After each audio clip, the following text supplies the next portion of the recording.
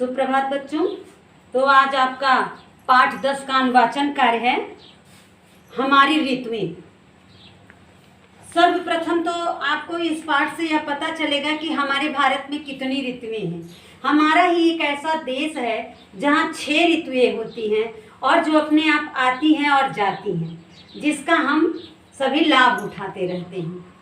तो दुनिया में कुछ ऐसे देश हैं जहाँ वर्षा भर भयंकर गर्मी पड़ती है, कुछ ऐसे देश भी हैं जो पूरे साल बर्फ से ढके रहते हैं, लेकिन हमारा भारत ऋतुओं की दृष्टि से बहुत ही संपन्न है। यहाँ पूरे वर्ष एक के बाद एक ऋतुएं आती हैं। ये ऋतुएं हमारे जीवन पर कई रूपों में प्रभाव डालती हैं। मुख्य ऋतुएं गर्मी, वर्षा और जाड़ा हैं। गर्मी की ऋतु का सबसे अधिक असर मई एवं जून के महीने में दिखाई देता है। इस ऋतु में गर्मी अधिक बढ़ जाती है, लू भरी गर्म हवाएं चलने लगती हैं, इसलिए बच्चों आपको घर के बाहर नहीं निकलने दिया जाता। अधिक गर्मी के कारण ही स्कूलों में लंबी छुट्टियां हो जाती हैं। इस ऋतु में तालाबों, नदियों, कुओं आदि में पानी कम हो जाता है। पशु पक्षी बेहाल हो जाते हैं। हम सभी पसीने पसीने हो जाते हैं। गर्मी का होना ज़रूरी भी है, क्योंकि यदि गर्मी नहीं होगी तो वर्षा कैसे होगी।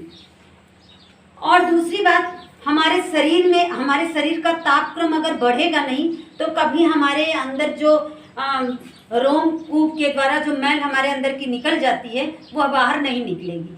जब हम हमेशा अपने शरीर को ठंडा रखेंगे तो वह गंदगी हमारे बाहर जो है, जिन रोए के रूप में जो है आँख, नाक, कान, सबसे जो बाहर मतलब अच्छी चीज़ें अंदर जाती रहती हैं और बाहर निकलती रहती हैं गंदी चीज़ें, तो वो नहीं निकल पाएंगी। दूसरी महत्वपूर्ण ऋतु वर्षा है। इसका समय मुख्य रूप से जुलाई और अगस्त होता है। इस समय खूब बारिश होती है। बरसात में आपको भीगना अच्छा लगता है। बच्चे छोटी छोटी नावें बनाकर पानी में तैराते हैं। पानी बरसने से हमारे चारों ओर पानी भर जाता है। किसान सब खुश हो जाते हैं और जो है धान की रोपाई चलने लगती है। जो उस समय की जो है वर्षा ऋतु की जो फसलें होती हैं उसको बोने के लिए किसान पहले से ही तैयारी किए रहते हैं और जैसे वर्षा होती है तुरंत वो अपना काम करने लगते हैं, जिससे किसान बड़े खुशहाल हो जाते हैं और पशु भी बड़े प्रसन्न हो जाते हैं। हमारे अलावा पशु पक्षी भी बड़े प्रसन्न हो जाते हैं, क्योंकि उन्हें हरी हरी घास मिलने लगती है। खिले खिले से लगने लगते हैं। वर्षा के जल पर ही हमारी खेती बहुत कुछ निर्भर करती है। पुराने समय में वर्षा ऋतु में रास्ते बंद हो जाते थे, लेकिन आज यातायात के साधनों के विकास से बहुत अधिक सुविधा हो गई है। जाड़े की ऋतु का प्रभाव दिसंबर और जनवरी के महीने में विशेष रूप से दिखाई देता है। इस समय ठंड भरी हवाएं चलती हैं, कहीं कहीं बर्फ भी पड़ती है। ठंड से बचने के लिए हम ऊनी कपड़े पहनते हैं। इस समय बच्चों को बिना कान ढके नहीं रहना चाहिए।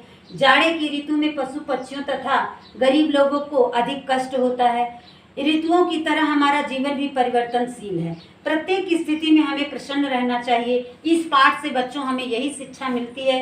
और 3 ऋतुओं के बारे में तो आपने जान लिया कि गर्मी, वर्षा और ठंडी।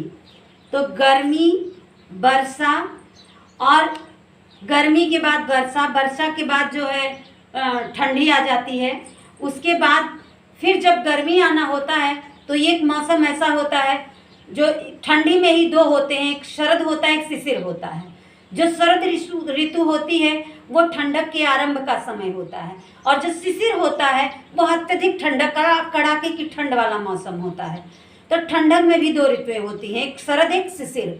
उसी तरह से जो है फिर गर्मी जब आने लगती है तो उसके पहले भी ऋतु होती है बसंत और हेमंत। ठीक है, जब ठंडक जाने लगती है तो बसंत आता है और उसके बाद फिर हेमंत आ जाता है।